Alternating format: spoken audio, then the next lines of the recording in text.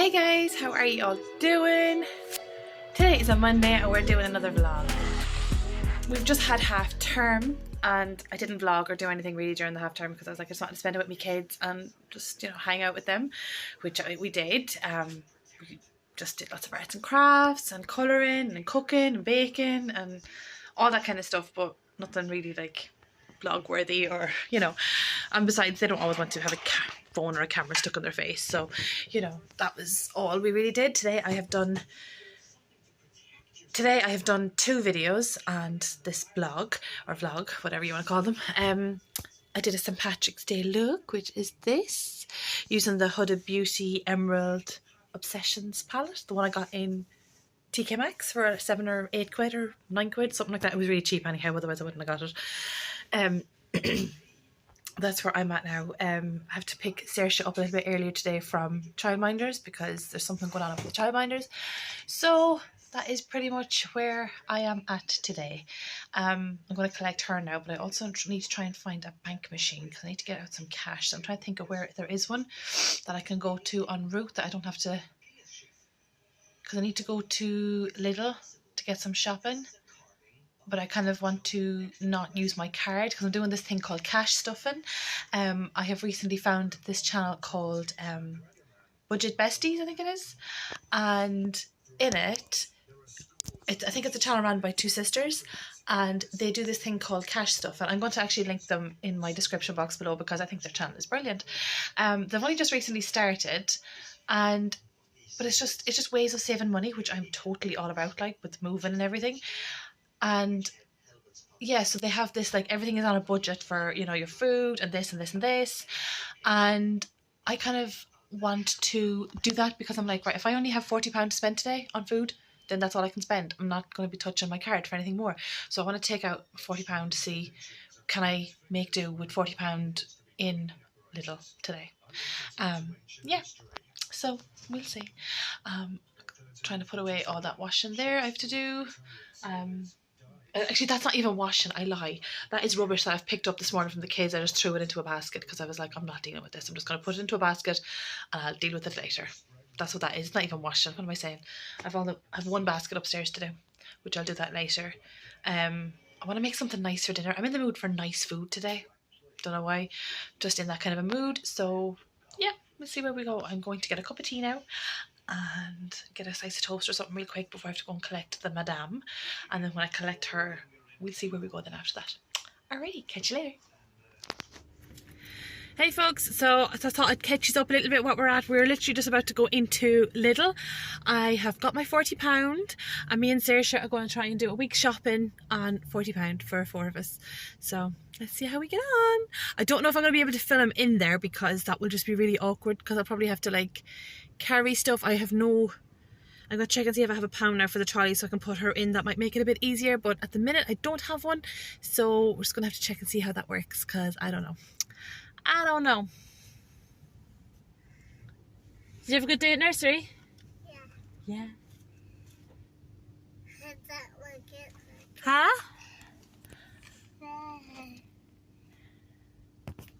She's so sleepy. Hopefully she'll sleep now when we get home for a little bit as well, so that'll be something. I have just switched the case on my phone, which is actually making it so much easier for me to hold. Good girl. So yeah, we're just about to head into Lidl now to see what the crack-a-lacka is. Alrighty, talk to you in a bit. Guys, we are just out of Lidl and I think I actually did it for £100. Now the whole shopping came to £33, but I have I think it was £33 something, so we'd say 34 rounded up. So that means I have the guts of £6 left now in case I need more milk or more bread or some butter or bits, but I got like meat stuff, so we'll have enough for dinner tonight. And bearing in mind, like, I still have a few bits in the fridge, so technically I could like save a £5, but we'll see. I'm going to put it into the pot and we'll see what happens. But that was a good shop. I've never normally do it like, taking out the cash and actually seeing, when you're doing it when you're tapping with your card, you're not really paying attention as to what you're buying. Like I noticed today, like I was like, just get what you need, not like, I didn't pick up any fancy yogurts or, you know, extra fancy cheeses, like, or anything like that. I just picked up what we need, what we go through, just keeping it really simple, which yeah, was quite different for me, but yet good now that I've known that I can save a fiver. So I started this thing last week because I obviously found this other YouTube channel called Budget Besties, and yeah, they do wallets, cash stuffing and stuff, but I don't do that because I don't have the cash stuffing things to do it in, but I might eventually get them when I save up money. But for now, I'm just kind of like taking out a budget of £40 a week and putting that aside for shopping, and then just paying my bills. And after that, I'm just kind of working through this process, like, because I'm not really sure what I'm actually doing. But when I figure it all out, I shall let you know. I'm just going to head home now. Alrighty, I'll talk to you later. Okay guys, so I'm just back from Lidl and I'm just after sorting out all my food shop. It literally came to 30, let's see, I have the receipt here. £33.88. So that was quite good. Saved myself £6 there from my £40 budget. So what I got was some baguettes, some pizzas, some chips, 3 different types of cheese, some slices, and then a block. And I also got some ham, bread, potatoes, meats for the week. So I got some meatballs, I got some bacon, got some turkey steaks, and I got this chicken Thai stir fry, which we're going to use tonight. Loads of yogurts because obviously we fry through them, some fish fingers, loads of veg, broccoli, tomatoes, peppers, cucumber, apples, some lettuce and some avocados, another type of soft cheese, and some coleslaw, which I think was a really, really good shop for under £40. I have literally everything there for the week, I hope. Let's see. I also have, like, bearing in mind, I do have £6 spare, so if I need anything, I can get more milk or more bread or, you know, that kind of stuff. So let's see how we get on this week with our budgeting strategy. Good morning, everybody. It's quite a strange day today. We've woken up and Russia has started to invade the Ukraine, which is really, really scary. I'm not really 100% sure what's going on out there, but today is Thursday the 24th, and at 5 AM this morning, Russian military started to bomb parts of the Ukraine. I'm not even sure if it was just outside the separatist areas, which there is 2 of them that have kind of broken off from the Ukrainian country and now aligned themselves with Russia. But yeah, they've now started to bomb over there, which is really, really scary. I'm just getting like a lot of World War III vibes here. The rest of the world are starting to put in sanctions into Russia. Now, what sanctions mean will just be cutting off their economic, their line of economic growth, I suppose. You know, any products, oil, whatever that's coming in and out of the country will now be stopped. But at the same time, a lot of our oil and gas comes from Russia. So it's going to be quite a scary time in the next few weeks. Here's hoping it doesn't escalate any further, but from what we've gathered right now, this is where we're at. Crazy. It's weird living in a time of war. Very weird.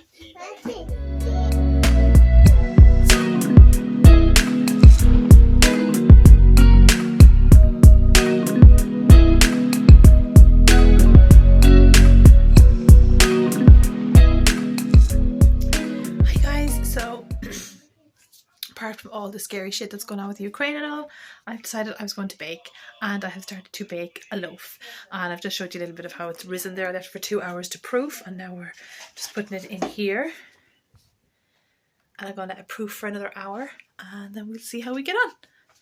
See you in an hour. Okay, so I've just put the bread into the oven and I left it proof for an hour, which made it rise like that, so I can only imagine what it's going to do now once it gets in there. I'm so excited to taste this bread. I hope it's really nice. If it is, I'm going to make a load. This is so exciting. My first time making bread. So this is what the bread looks like. I've literally just taken it out of the oven. Nice soft centre. And a nice crispy base. Should be delicious to eat. Cannot wait. Well, folks, just thought I'd bring these up here while I'm doing the laundry and putting out the clothes. That I'd come up here and have a little chat with you because, well, I haven't had much time to be on my phone today, have I? Whose lot are these? These are Logan's. So basically, yeah, today has been a very strange day. As I said earlier, like the whole Russian thing is all kicked off, and yeah, that's just a little bit scary. God knows how that's going to turn out. But yeah, that's where we're at today. I made some bread, which literally, like, I know I showed you me taking it out of the what do you call it? Oh God, I'm so tired, I can't even think. What is it called? You know, the bread tin. It literally, I had to cut it hot. The kids were absolutely starving coming home from school. So I had to cut it hot and they ate it. And it was lovely. I had a slice too. And yeah, it's pretty much all that I've got up to today now. Didn't do a lot. Went with my friend over to Sainsbury's and I got some really good bargains. Got in Aldi. I think you might have seen them on one of my shorts there because they were really good value. Whose shirt is this? Right, that's Logan's bun. So if you're over there, they're having a half price on shoes. So I don't know about you lot, but I know when Easter comes, I try not to give too many sweets. Like, I'll get 1 or 2 bits, you know. But I try, you know, the Easter bunny just bring us more things we need rather than things we can indulge ourselves on. And I went up with kids with rotten teeth. So the Easter bunny is bringing them some shoes. So I got them some Paw Patrol, no, not Paw Patrol, I say it. I got this because I'm looking at Paw Patrol jammies. I got them some Spider-Man. I got the boys Spider-Man, and I got Saoirse these kind of like Frozen-esque. I'm going to say Frozen-esque because they're not affiliated with Frozen at all. They're just a blue glittery pair of runners, and they're really cute. And she did see them, and she did kind of pick them out with me. But she's only 2, she wouldn't cop. And then I have got the boys some Super Mario pajamas that I choose over here. Yeah, so I got good value on them, and I was like, I'll do that for the Easter bunny lot because it's just easier.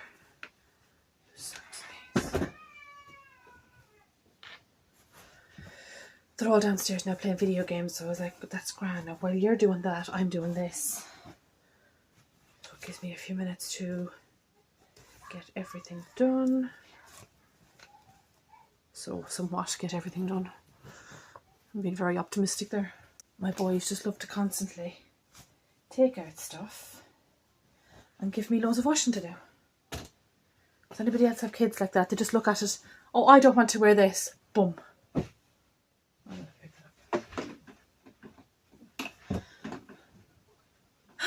That's what I get for trying to be one of them.